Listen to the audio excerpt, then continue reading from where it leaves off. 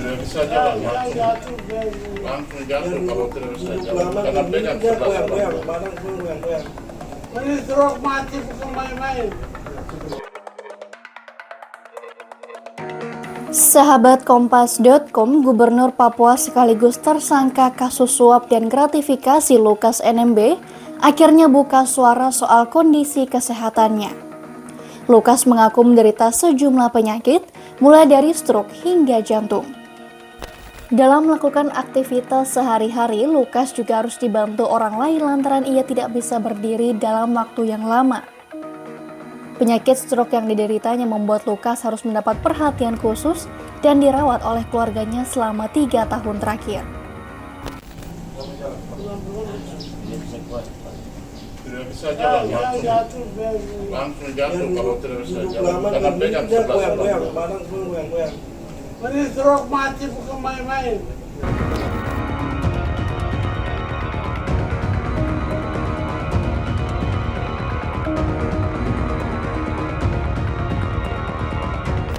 Meski telah menjadi tersangka korupsi, sosok Lukas masih dianggap penting oleh masyarakat setempat.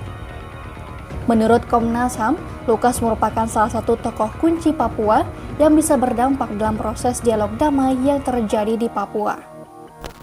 Mengingat peran Lukas NMB tersebut, Komnas HAM pun menyempatkan diri untuk berkunjung ke Papua. Kunjungan ini tak lain dalam rangka meneruskan inisiatif dialog damai, sekaligus membahas penanganan kasus mutilasi di Timika dan meninggalnya warga di Mapi.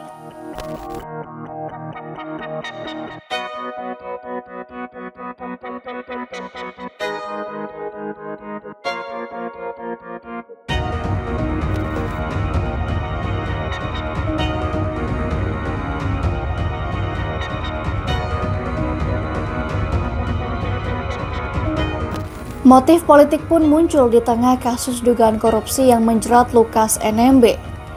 Menurut Ketua Umum Partai Demokrat Agus Harimurti Yudhoyono, sebelum terjerat kasus dugaan korupsi, Lukas sempat mendapat 2 kali ancaman terkait pengisian jabatan Wakil Gubernur Papua, yakni pada tahun 2017 dan 2021. AHY mengaku curiga bahwa kasus dugaan korupsi yang kini tengah bergulir tak lain merupakan salah satu upaya penjagalan politik untuk Lukas. Ketika itu, Pak Lukas diancam untuk dikasuskan secara hukum apabila permintaan pihak elemen negara tersebut tidak dipenuhi. Alhamdulillah atas kerja keras Partai Demokrat, intervensi yang tidak semestinya itu tidak terjadi. Namun, anggapan ini dibantah oleh Menteri Koordinator Bidang Politik, Hukum, dan Keamanan atau Menko Polhukam Mahfud MD. Mahfud menegaskan kasus dugaan korupsi Lukas NMB tidak ada kaitannya dengan politik maupun ancaman pengisian posisi Wakil Gubernur Papua.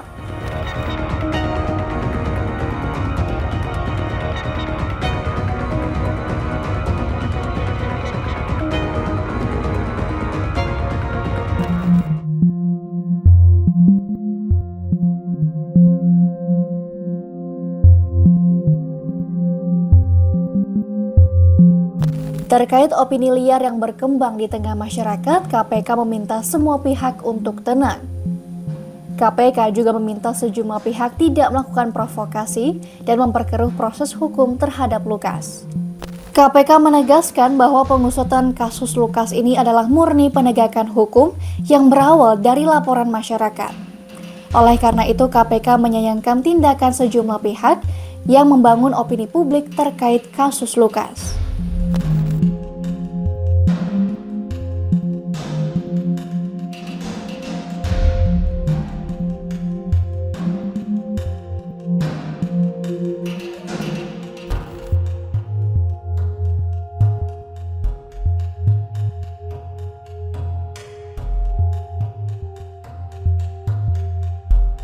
Sejauh ini, KPK sudah melayangkan 2 surat pemanggilan pemeriksaan pada Lukas sebagai tersangka.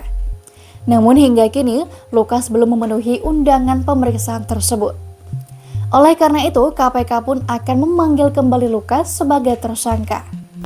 KPK berharap Lukas menggunakan kesempatan ini untuk menunjukkan sikap kooperatif.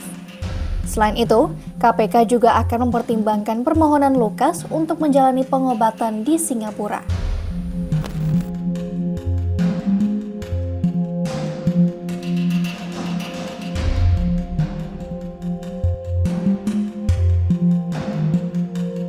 Demikian news update, simak terus informasi terupdate lainnya hanya di kompas.com. Jernih melihat dunia.